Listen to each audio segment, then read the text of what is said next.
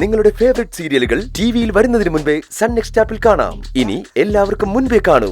ഇപ്പോൾ തന്നെ sun next app download ചെയ്ത് സബ്സ്ക്രൈബ് ചെയ്യൂ.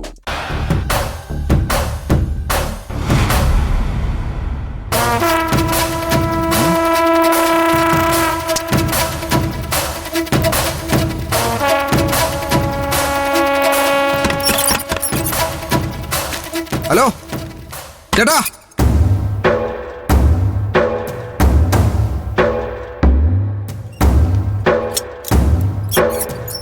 എന്നാ തമ്പി? മാഡം ഉണ്ടോ? മാഡം ഉള്ള ഇருக்கு.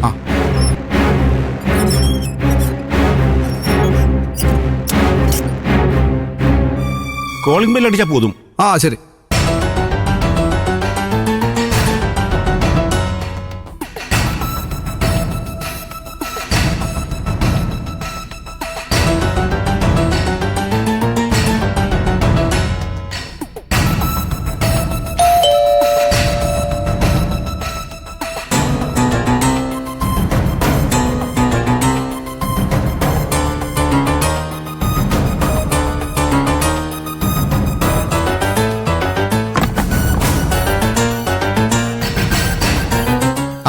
നമസ്കാരം മാഡം. ആരാ? ഞാൻ വിനയൻ. എന്റെ ബന്ധത്തിൽപ്പെട്ടൊരു പെൺകുട്ടിക്ക് വേണ്ടി ഈ ഹോം സ്റ്റേയിൽ ഒരു റൂം കിട്ടുമെന്ന് അറിയാൻ വേണ്ടി വന്നതാ. ബന്ധത്തിൽപ്പെട്ട പെൺകുട്ടിയെ സ്വന്തം വീട്ടിൽ താമസിപ്പിച്ചാ പോരെ? എന്തിനാ ഇവിടെ റൂം? വീട്ടിൽ വന്ന് താമസിക്കാൻ കുട്ടിക്ക് താല്പര്യമില്ല, അതുകൊണ്ടാ മാഡം. ഏതെങ്കിലും ഒരു ഹോസ്റ്റൽ മതിയെന്നാണ് അവള് പറയുന്നത്. പക്ഷേ ബാമിനി മാഡത്തെ പോലൊരാള് നടത്തുന്ന ഹോം സ്റ്റേ ആയിരിക്കും ഹോസ്റ്റലിനേക്കാൾ നല്ലതെന്ന് എനിക്ക് തോന്നി. ഉത്തരവാദിത്തമുള്ള ആരും പെൺകുട്ടികളെ ഹോസ്റ്റലിൽ വിട്ടിട്ട് പോവില്ല. ഇതൊരു വീടാണ്. ഇവിടെ താമസിക്കുന്നവരെ ഭാമിനി തങ്കച്ചി സ്വന്തം കുടുംബാംഗങ്ങളായിട്ടാ കാണുന്നത്. എനിക്കറിയാം മാഡം, ഞാൻ കേട്ടിട്ടുണ്ട്. അതുകൊണ്ടാണല്ലോ ഞാൻ ഇങ്ങോട്ടേക്ക് തന്നെ വന്നത്. ഇവിടുത്തെ നിയമങ്ങളെ കുറിച്ചും കേട്ട് കാണുമല്ലോ അല്ലേ? ഇവിടെ സ്ത്രീകൾക്ക് മാത്രമേ റൂം കൊടുക്കാറുള്ളൂ. പുരുഷന്മാർക്ക് ലിവിംഗ് റൂമിനപ്പുറം പ്രവേശനം ഉണ്ടായിരിക്കില്ല. വേണ്ട മാഡം, എനിക്കത്തരം ദുരുദ്ദേശങ്ങളൊന്നുമില്ല. ഞാൻ ആ കുട്ടിയുടെ ലോക്കൽ ഗാർഡിയൻ മാത്രാ.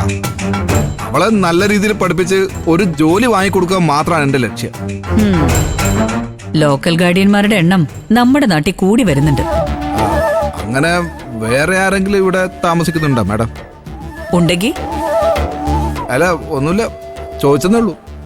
ഇവിടെ ഒരു റൂം ഒഴിവുണ്ട്. അത് കുറച്ച് കോസ്റ്റ്ലിയാ. കുറച്ചുകൂടി കുറഞ്ഞ നിരക്കിൽ മതിയെങ്കിൽ പുറകു വശത്തെ പഴയ വീട്ടിൽ നോക്കാം. ഏത് വേണം? ഇവിടെ മതി മാഡം. കണ്ടിട്ട് ഇതാ നല്ലതെന്ന് തോന്നുന്നു. ഈ റൂം കൂടി ഒന്ന് കണ്ട. അതൊക്കെ കാട്ടിത്തരാം. ഇവിടെ ഒരാൾക്ക് താമസിക്കാൻ ഫുഡും കൂടി ചേർത്ത് 12,000 രൂപയാണ് ചാർജ്.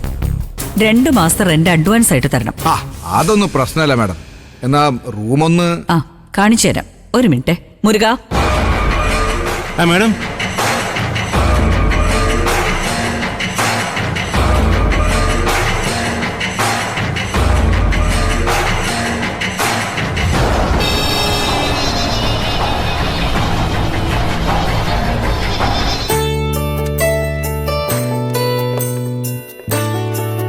അമ്മ ഇപ്പൊ വരാട്ടോ.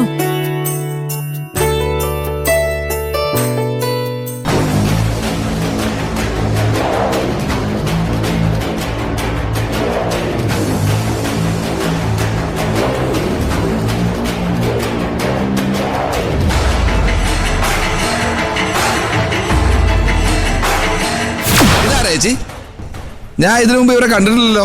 എന്താ പേര്? ആമി. മോളുടെ പേരെന്താ?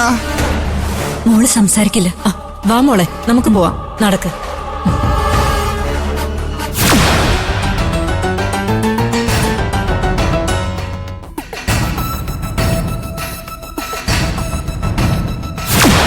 അത് മാത്രല്ല ആമി, അതിന്റെ കൂടെ വേറൊരു തലവേദന കൂടി ഉണ്ട്. ആ വിനയൻ, അവനിപ്പോ നമ്മുടെ പുറകെ തന്നെ ഉണ്ട്. അവൻ എങ്ങനെയെങ്കിലും എന്തെങ്കിലും ചോർത്തെടുത്ത് അമ്ലിയെ അറിയിക്കുമെന്നാ ഇപ്പൊ എന്റെ ടെൻഷൻ. ഇനിയാണല്ലോ.